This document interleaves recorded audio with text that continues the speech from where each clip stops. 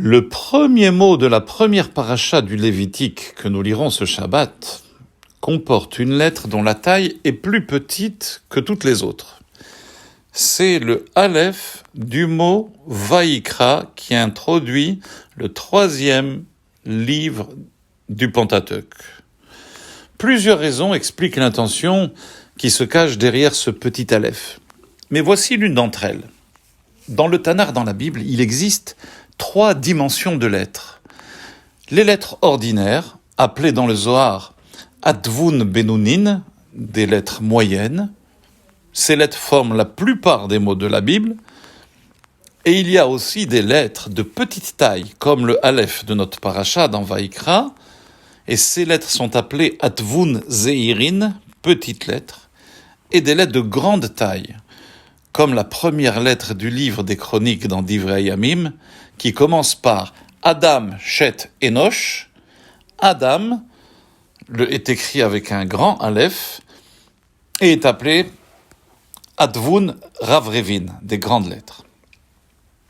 Le premier homme qui a été créé, Adam Arishon, qui est mentionné donc dans le livre des Chroniques, avec un grand Aleph, ainsi que Moshe Rabbeinu, dont la qualité d'humilité est allusionnée par le petit Aleph de notre paracha, dans Vaïkra, furent tous deux des êtres d'une grandeur exceptionnelle. Adam est l'œuvre des mains de Dieu, Yetzir Kapav shel HaKadosh Baruch Hu. Adam est le départ de toute l'humanité, dont la sagesse était encore plus élevée que celle des anges. Chochmato meruba mimalaché asharet. Moshe Rabbeinu également est celui qui a reçu la Torah des mains de Dieu et qui a parlé à Dieu face à face. Cette aptitude de Moshe à la grandeur qu'aucun autre être humain n'est parvenu à réaliser sur terre n'a en rien affecté son humilité. Bien au contraire, la Torah témoigne sur Moshe Rabbeinu dans la paracha de Be'alotecha. Ve'ha'ish Moshe anav me'od mikol ha'adam asher al penei ha'adama. Et Moshe fut très humble, plus qu'aucun homme sur la surface de la terre. Il est tout à fait légitime de se poser une question qui saute aux yeux. N'est-ce pas Moshe qui en personne a écrit la Torah ? Lui-même a écrit qu'il était l'homme le plus humble qu'aucun homme sur la surface de la terre ? Est-ce cela l'humilité ? Écrire aussi qu'aucun homme comme Moshe n'a jamais parlé face à Dieu, et encore d'innombrables louanges similaires. Comment Moshe pouvait-il écrire tout cela sur lui-même s'il était vraiment humble ? Cette question, qui paraît pertinente, est en réalité une méconnaissance de la notion d'humilité. Si être humble signifie se considérer comme un vaurien, alors la question est bonne. Mais ce n'est pas cela l'humilité. Ceci n'est qu'une faible estime de soi, qui est le contraire de l'humilité. Les gens vraiment humbles connaissent leurs propres talents et leurs belles réalisations. Mais ils ne s'en attribuent pas le mérite. Ils ressentent que leurs talents sont des dons de Dieu. Et que s'ils parviennent à de belles réalisations, ce n'est pas leur propre accomplissement.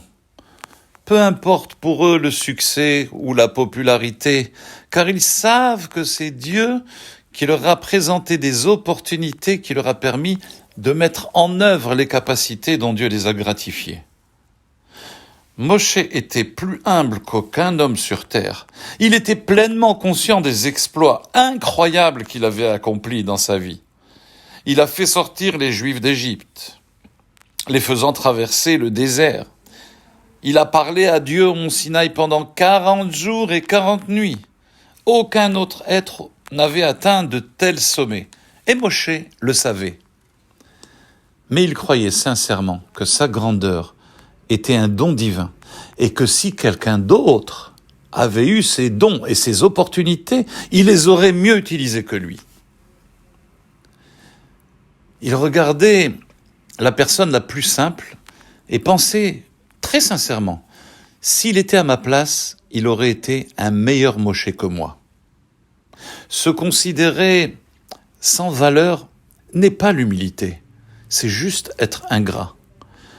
Car Dieu a béni chacun de nous avec des qualités uniques et nous devons en être conscients. Et c'est ainsi que nous pouvons être humbles en se demandant « J'ai reçu un potentiel extraordinaire de grandeur. Ai-je utilisé ce potentiel dans ma vie ?» Et de la même façon que nous devons connaître nos faiblesses, nous devons connaître nos qualités. Et en pensant que nos qualités sont un don du ciel, si elles avaient été attribuées à une autre personne avec les mêmes critères, avec les mêmes opportunités dans la vie, elle aurait mieux fait que moi. Cette conscience de ses capacités n'engendre jamais de l'orgueil, mais bien au contraire, elle préserve et elle protège l'humilité de l'être humain. Cette réflexion sur l'humilité, tirée du premier mot de notre paracha, qui est lu toujours aux alentours de Pessah, nous prépare au sens profond de la mitzvah de consommer de la matzah à Pessah.